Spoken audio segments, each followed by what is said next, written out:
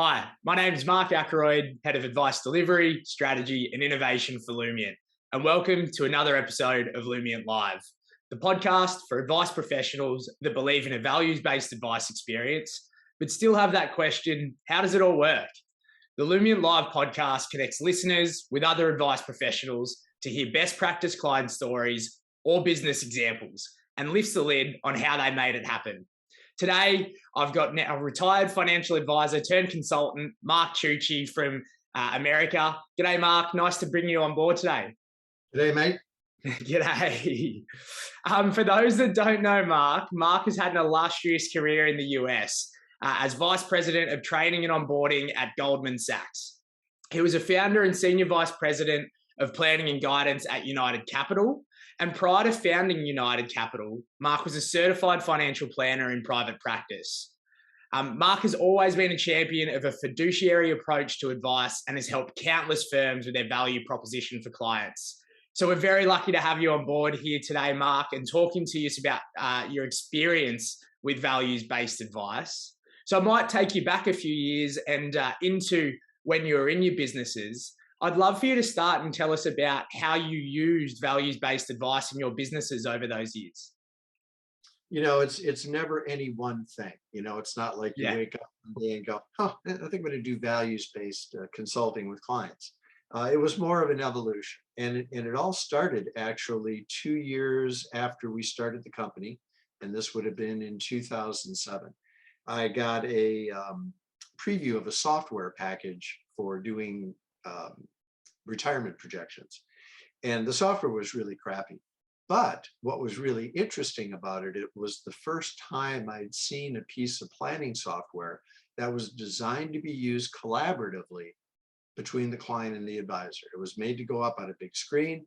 It was made to allow the clients to see the effects of working an extra year or saving a little bit more money or changing their investment allocation. And it was really the first time I saw anything like that.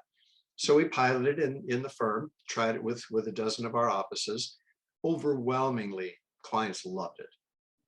They hated getting, the book, the binder, the report from the financial planning software. I had a client once tell me it's like if your doctor sent you home with a copy of your MRI. It just doesn't mean anything to them. They know it's a great tool for us. Doesn't mean anything to them. So seeing things up on the screen, seeing those trade-offs getting made really gave them a much better and I think much stronger feeling of control over their financial life. Then, years went by, that got absorbed in the firm, and that just became standard operating procedure. And we had an advisor that was up in Rochester, New York, and he had developed this card game that was designed to basically help the non-chief financial officer member of the household get a voice in a financial conversation. Because up till that point, and still for the industry as a whole, you're presenting to whoever in the household happens to be the CFO. And you're talking about cash flow projections and portfolio allocations and hiring and firing managers and positions, and the non-CFO spouse has no interest in that at all. We found what they did have a lot of interest in were the things that affected them directly. How much I save, how long I work, how much we get to spend in retirement. We had a great year in the market. Does that mean we get a raise? Those kinds of practical questions that, again, if you run a report in a piece of financial planning software, that isn't going to help that person really understand what these changes mean to them. So he had developed these cards to help give that person a voice to find out what was important to them. And the challenge with Michael's game, of course, was that all the cards were blank. So it made it a great game if you happen to be Michael and you could do it. But in terms of creating something scalable that you could train people in, it was dreadful. So he and our CEO and I locked ourselves in the office in Newport Beach for a week, and we hammered out some pre-printed cards. And they had the traditional financial metrics, right? Protect my family if I'm not around. protect my lifestyle, income security. But we thought, well, why stop there? So we dropped in some qualitative cards, things like, spend time with the people I love and maintain health and wellness. And we developed this, we rolled it out at an executive, managing directors conference, all of our heads of office. Yeah. It was horrible. Oh no, what happened?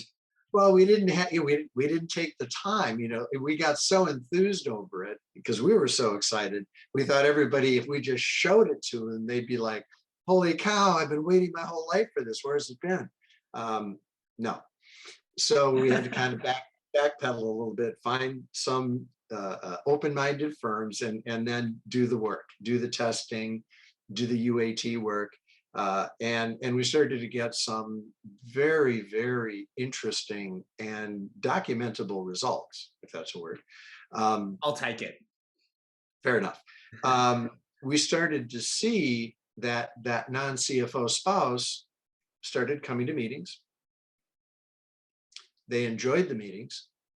They talked to their friends about the meetings, something CFOs never do. And pretty soon we started getting a huge increase in referrals. And we got a huge increase in wallet share because that non-CFO spouse was thinking, if something happens to my CFO, I want everything in one place. I want to work with one advisor. And I'd really like that advisor to be somebody who actually knows what I care about. And out of all the advisors they may have had, we were the only person who gave that non-CFO spouse a voice, recorded all of her inputs. We knew exactly what was important to him or her. And so they wanted to have all of their accounts in one place and managed by one firm. So we saw an increase in wallet share, increase in referrals, and a substantial and ongoing increase in client satisfaction scores and net promoter scores. Excellent. Hard to argue with all of those metrics. Well, the results spoke for themselves. Eventually, even the most skeptical offices began doing it and began having the same results. And it really became one of the sweeteners to our valuation when we ultimately sold the company. So, not only did it help us in terms of ongoing cash flow, new business, organic growth, but it also drove a premium on our enterprise value. We also noticed that advisors who knew all of their clients, but nobody else in the office did. Well, now we started bringing another person into the meeting, right? Because when people are telling you their life story over the cards, the last thing you want to do is say, hey, hold on, I want to jot that down. That was really good. So we started to bring somebody in the room to really listen when people were telling their life story, because they tell them very passionately. And they talk a lot about the turning points in their lives, And so it was important that we had all of that. What we noticed is when we'd have an advisor retire, it didn't really matter because all of that institutional memory remained with the firm. Yeah, and so we'll park at that. We'll come back to. I'm interested to see and hear about scalability. You mentioned a couple of times how having this process around the cards, once you filled them in, helped you able to get more officers doing similar things. However, I want to go back right to the start. You mentioned when you did that first conference to the executive level members, their first impressions weren't too crash hot, to say it politely. Do you remember your first impression when you walked into that advisor's office and you saw him using cards for the first time? What did you see? And how did you feel when you first saw that card game? Well, I thought it was really cool. Yeah. But he was a polished, experienced user of his own iteration of what later became Honest Conversations. And so he made it look as smooth as, look at how easy this is. And now I did think for you, yeah, which is why we made the change that we made in the first place. Yeah. because that is, teaching somebody how to take and paint a picture on a blank canvas is very difficult. The beauty of the card game is that it became more of a paint by numbers experience, right? People didn't have to learn everything from scratch. Really, all they had to do was say, here's the cards, which are most important to you. Tell me about how you feel about it. Well, I could do that. So on the one hand, it was really exciting. I thought he was really onto something, and obviously was. At the same time, the limitations were pretty obvious on their face. Yeah, well, okay, and now let's come back to that scalability piece. So you take the blank cards, turn them into how many cards did you end up with? 15. 50, right? So No, 1-5. 15. Okay, so 15 cards. You turn them into 15 cards, which are common sets of values, and you're now going through user acceptance testing, so UAT. You're going through client testing. You're putting your research together and then taking it back to your company to implement it at scale. The metrics and the results you mentioned before speak for themselves. But when you got to implement it at scale, can you tell us a little bit about how you scaled the approach? Because we have a lot of audience members that are, buying firms and amalgamating firms, and we're getting, 2 advisor businesses becoming 6, 10 to 20 to 30 in some instances, and even more in America where some of our listeners are. So this is a real problem that some of our audience members are starting to think through. So when you were dealing with scaling up a consistent experience to get those business metric results, how did you go about it? So in any change management, right, you have 3 groups. You have the early adopters, the wait and see what happens to the early adopters. Yeah. And this is just crazy. Yeah. Right, the skeptics. So we first rolled out with the early adopters, the pioneers.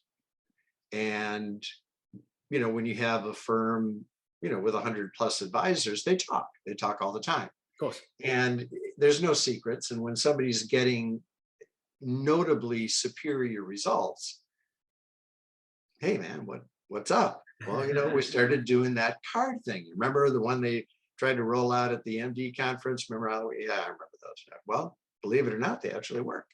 Really? Tell me about it, right? And the word gets out, and so now the wait and see what happens group starts to move into the adopter group. Yeah. And then the skeptics, eventually it just becomes a peer pressure. Why aren't you adopting this? You're holding back our stock price. Right? Get with the program or get out. So peer pressure is, you don't have to do anything, because anybody with a shared agenda, particularly where there's a common financial interest, will move the ball out of pure self-interest.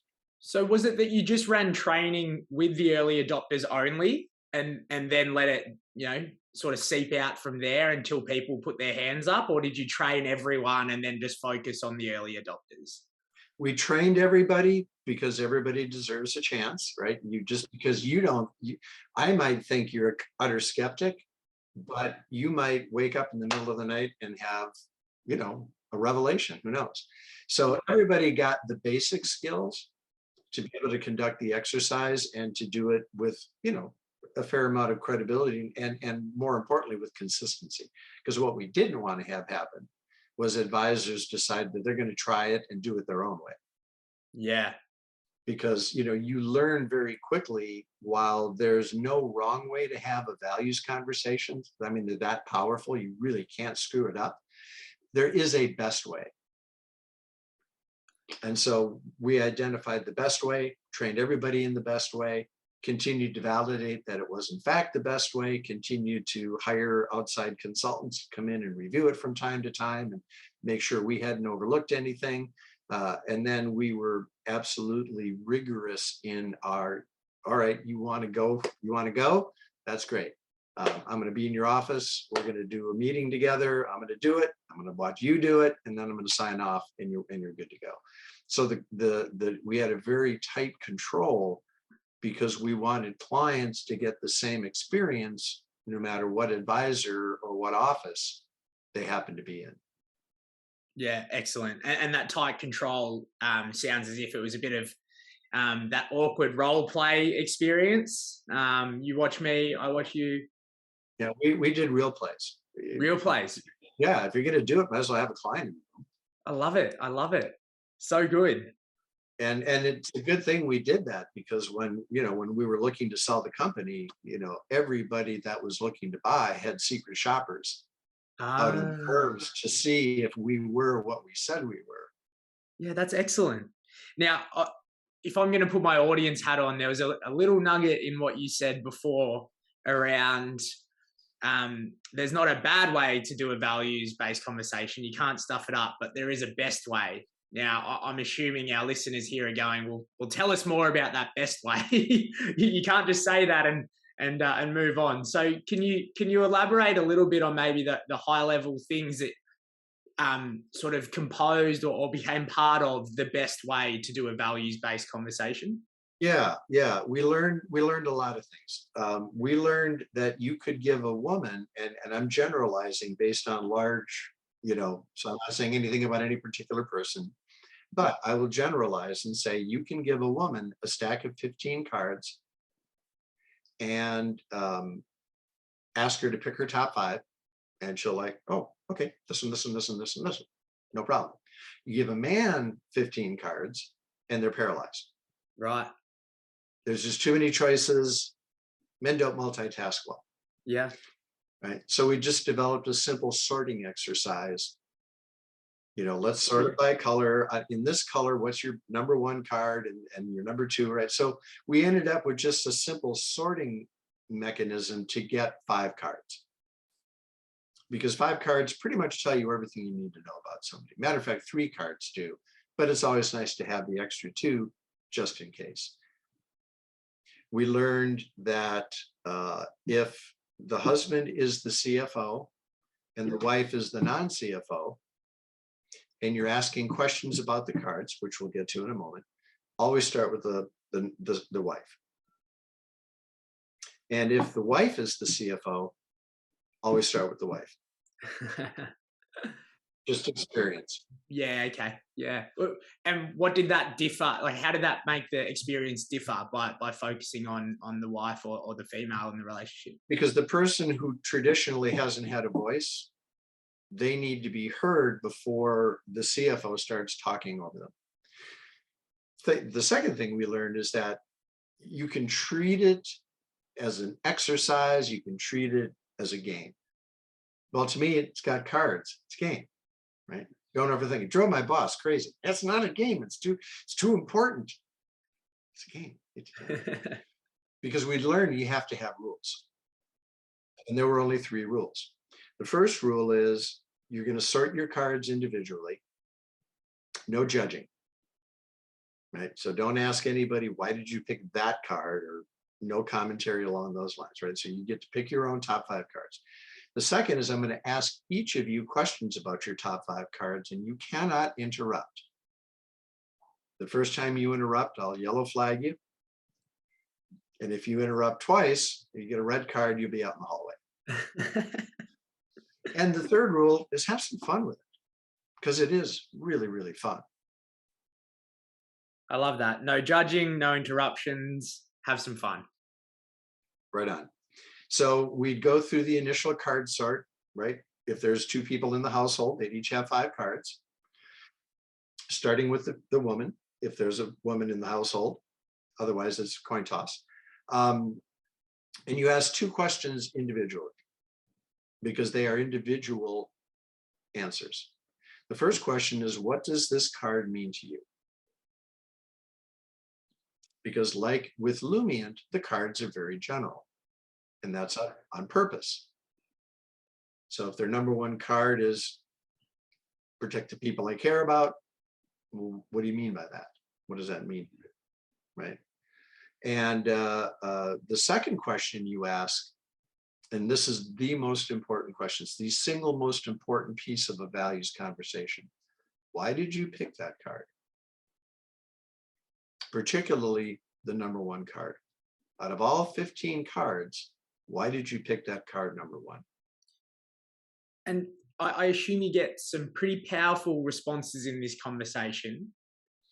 You get one of two responses. Well, the what does it mean is easy, it's definitional. The why does it matter is a very emotional question. And you'll have one of two reactions. They'll either dodge or they'll give you a honest emotional answer. What do you do if they dodge? Ask them again. So my number one card is I don't want to run out of money. Okay, well, what does that mean? Well, I want to enjoy my life today, right? I don't want to live in a cave so I can afford to retire, but I don't want to run out of money when I'm 80 years old. All right. Why did you pick that card number one? Well, who wants to run out of money? You told me that. That's what the card means. Why did you pick that card number one? Well, I don't want to run out of money. That's actually what the card says. Why did you, and we learn, questions. So at that point I'd say, look, what happened in your life or the life of somebody that you care about that made you pick that card number one? Ooh. Yeah, that's the magic bullet. Oh, I I feel that just even on the other end here. And then they'll tell you, when I was a kid, I lost my house. We grew up poor. Whatever it was, because there's always something. Maybe not on card 4 or 5, but on those top 2 cards, there's always something. And you need to know what that is, because that's what they value. And their spouse needs to hear it, because they may not have ever heard it before. Yeah. Because as you know, eventually you collaborate and get 5 cards for the household. Well, it's not like picking a basketball team. You get number 1, but I get 2 and 3, right? You have to understand why that card is so important to that person to be able to effectively combine those 10 cards and condense them down to 5. So you ask that question, those 2 questions, each of the 5 cards. You spend most of your time on the top 2, because the 80-20 rule applies to pretty much everything. By the time you get to 4 and 5, they know the drill, right? They're ready to go. Then you do the other spouse, same thing. You enforce the rules. Don't ever let one spouse talk over the other when you've made it a rule, because then you lose the meeting. And you go through 10 cards, right? You have them combine them, and then you can talk about what happens going forward. One of the biggest challenges is trying to have a legitimate values conversation without the meeting going 2.5 hours. Yeah, it's a real toughie. So one of the things you do is you only ask 2 questions on 10 cards instead of 4, and it significantly reduces the time outlay. Then you keep the combined cards for how do you feel you're doing today, and what needs to happen for us to improve, because those are collaborative. If they're not both on board, it just isn't going to happen. Mark, that's excellent. Now, if I got you to think back to when you were practicing and using the card game and a values-based experience, is there a client story or a client that you worked with that really stuck out as having a great experience with this that sits quite fondly in your mind to share with our audience? You tend to think about the ones that are most emotional. I can't tell you how many times I've had a client cry in a meeting. And I tell advisors, if your clients aren't getting emotional in a values conversation, if you're not feeling uncomfortable, you're not doing it right. So that's your gut check, is you're starting to get a little, because they're telling you things that they maybe never told anybody. It's amazing when you ask the questions in that way, how honest people will be about their deepest feelings. So I don't want to get all emotional. I'll never forget, we were in a meeting. This was an advisor who, had one of his best clients, very successful doctor, ultra high net worth. And he was like, there's no way he's going to want to do this, this card game. And I said, well, you might be right, but would it be okay if we let him decide instead of you deciding for him? And he loved the idea. And one of his top cards was, and it was his number one card, was support my charitable causes. I said, well, what does that card mean to you? And he said, well, I want to build 3 more hospitals in Africa. Wow. I said, 3 more? He said, well, I built 2. I want to build 5. Advisor had no idea that he was even doing this. And, when we talked about why it was so important, you can imagine a successful physician in the United States talking about, improving the quality of life for the better part of a country in equatorial Africa is pretty heavy stuff. The advisor, of course, was, okay, I was wrong. I'll buy you lunch. So I got lunch out of it, but it was a great experience. It's a great story. I've just got, there's one of the firms I worked with. They kept a little notebook, and whenever a client would just say something just really cool, they'd write a little vignette. One of my favorites, flipping through it, was, "You waited 20 years to tell me this?" Yeah, I feel like that's the motivational cat poster for every values-based advice firm. You can put that up anywhere. So yeah, so you really get to know your clients. That they know you know them in a way that no other advisor does. That non-CFO spouse has confidence in that you have both of their backs. And then the last thing we learned, and this was really the last piece, was advisors would come to us and say, well, their number one card was spend time with the people I love, or I want to improve my health and wellness. What am I supposed to do about that? I'm a financial planner. And that's when the whole concept of living richly and living your best life and all of the rest of that started to evolve, because, you're in the business 40 years, you talk to a lot of clients at the end of their life. And never once in 40 years has a client said to me, Mark, I just wish I'd saved a little bit more money. All of people's regrets are the things they didn't do, the people they didn't meet, the relationships they didn't build, the places they didn't visit. And a lot of that is on the qualitative side of people's lives. And so we started equipping advisors, again, through trial and error, with some qualitative metrics, some qualitative measurements of success. So somebody says, I want to spend time with the people I love. Well, who is that? Well, my wife and my kids. Okay, great. That makes it to the combined 5 cards, right? They both care about that. How are you guys doing today? We suck. Right? We make every 10th soccer game, and I haven't been on a date with my wife in 3 months. All right, well, how about a date night? Wow, that sounds great. All right, well, would it be all right if I nudged you from time to time? Shot you a text on a Friday afternoon, where are you going for date night? Where are the kids playing soccer this weekend? And we found that clients are every bit as willing to be held accountable to a qualitative goal as they are, putting another 5K in the soup if that's what they need to do to make their retirement goal. Mark, it's been a fascinating conversation, one with some really rich best practice.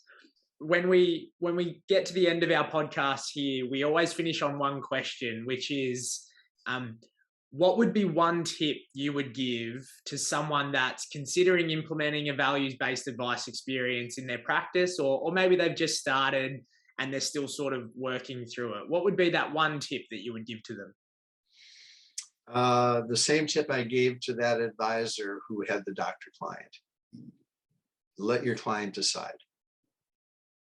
Don't decide for them.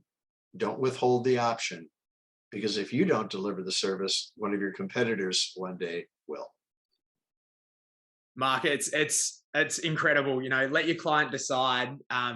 Obviously, sometimes introducing new things into our practice, it can be a bit, awkward for us. But knowing and getting that little nudge from someone like yourself to say, let your client decide that, and they'll be the ones that'll tell you if the experience is good or not yourself, is so powerful. Add that to the long list of things that you've given us that have been incredibly powerful as well. Talking about your story of seeing the cards for the first time, getting them into a scalable practice, the benefits to your business of that scalable practice, your 3 client rules for when you're doing the cards exercise, sort them out, no judging, no interrupting, have some fun with it. Going deeper into that values-based conversation, especially when someone dodges it. I love that question. What happened in your life to make you pick that as your most important? That's so powerful. Mark, there's those tips plus a plethora of others. I want to say thank you on behalf of our audience for your time today. It's been incredibly valuable. My pleasure.